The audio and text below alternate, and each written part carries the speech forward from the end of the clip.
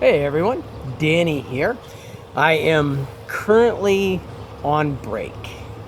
If you can call it a break. It's federally mandated. It's not mandated by my job that I take a half an hour off. I am, however, at a dairy farm. Just finished loading my milk, so exactly what I'm supposed to do for half an hour when instead I could be loading in the truck and heading home. That's the federal government for you, right?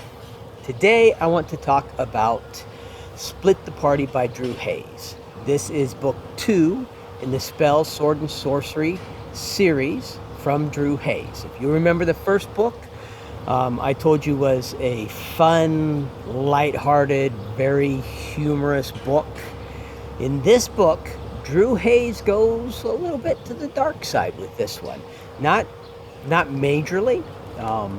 Still enjoyable. As an example, the violence is slightly more graphic, and I say slightly, I mean slightly. The first book, when my boys were little, would have been an awesome book for us to take on a car ride. The violence does not up it to a level to where it would have bothered me or the boys or even my wife. So when I say a slight, enhancement there, it is very slight. The humor of the first book, the first book had just this fun, humorous feel throughout almost the entire book. This one, there are elements of humor in it, but they're dispersed randomly here and there. They are not throughout the book. There's a lot more adventure in this one. There's a lot more, drama and intensity in this one. So it's still thoroughly enjoyable and still would have enjoyed listening to this with my boys. But, and here comes the change that would have ruined it for me listening to this book with my boys. The first book I told you was completely clean. No language, no anything like that. This book, there's definitely language in this book. In the first book, you're introduced to Gabrielle, who is the mayor's daughter. She's being trained to be a proper young high society lady, and she becomes the group's barbarian. Well, in this book, she sinks deeper into her role as the barbarian. And that means that not only is she, more bloodthirsty than she was before, but she swears a lot. And to the point of where when the boys, if this had been something we'd have been listening to, it would have gotten turned off and not finished, which would have really broke my boys' hearts. Not to the point where I, as an adult, feel the necessity of turning it off. And if I was to listen to it with my boys nowadays, I mean, let's face it, people, foul language has just become an ambiguous part of American society. It's nothing the boys don't hear all day at school. So at their age now, which my youngest is 17, I would not be turning it off. When they were littler, I would have.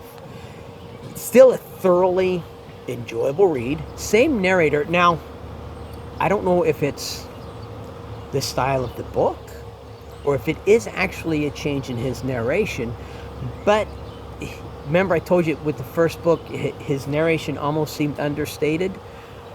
Not really so the case in this book. Not only is the intensity level of the book upped, but his narration, it still fits the book, it still fits the characters. The narrator does an absolutely wonderful job of narrating the book. But something about his narration changes. I don't know that I can even really nail down exactly what it is, but there's something in his narration that changes. There's several characters that are added to the book, which really enhance the book and really add to the book. One of the humorous elements of the book is actually an animal character that is added to it towards the end of the book, which kind of, you've got the feeling that the humor has disappeared as you get towards the book. Then this character comes back in, and the humor kind of comes back in with it. So it finishes closer to the feeling of the first book, the fun-loving, humorous feeling that you got from the first book. But the first part through the middle of it's not really there. Something that I'm very curious about to see how the author progresses it. In the first book, you're introduced to something called the Broken Bridge, which is some kind of a magical construct between the world of the game and the world of the gamers, the people who are playing the game. Well, the guy who's in charge of the gamers, who puts everything together and tells them what they're supposed to be doing, the game master, he started to figure out that there's something really kind of funky going on here, and he's got his suspicions, and he's starting to investigate exactly what is going on. He's seeing hints of the link between the two worlds.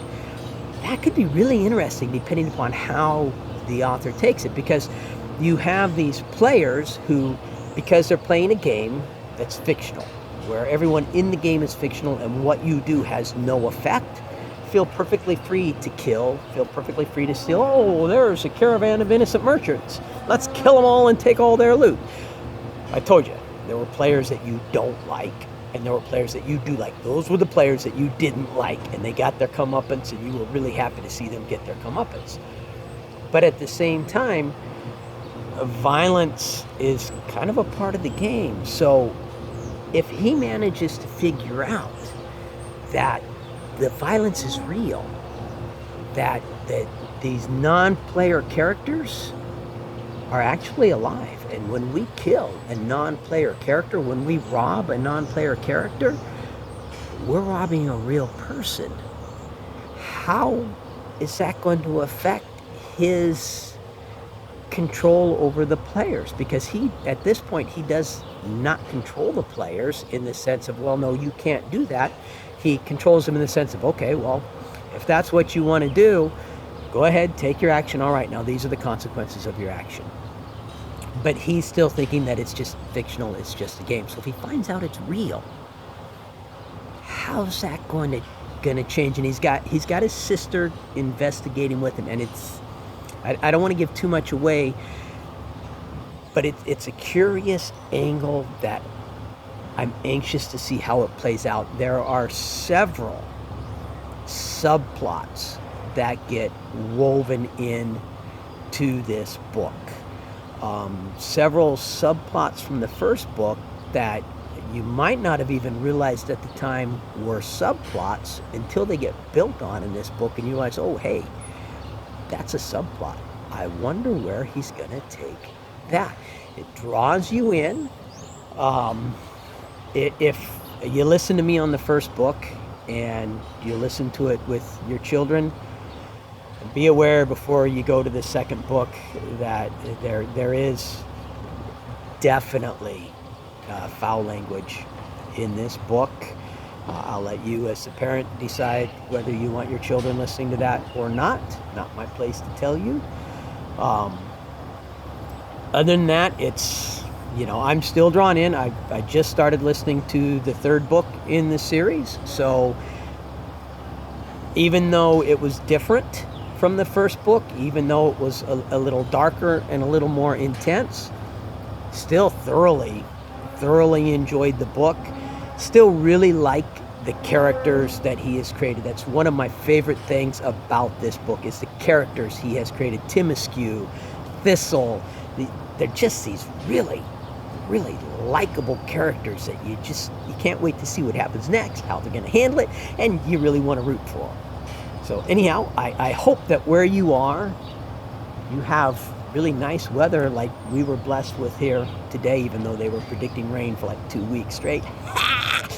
Shows what the weatherman knows, right? I hope you have wonderful weather, and I hope you have a wonderful day. If you have any feedback at all, send it to me. I will listen to this video again, and depending upon, I don't know if you can hear the cows in the background and everything, and the birds, but depending upon how the background noises are, I may or may not post them. So if you see this posted, that means that from my end, it didn't seem like the background noises were all that bad.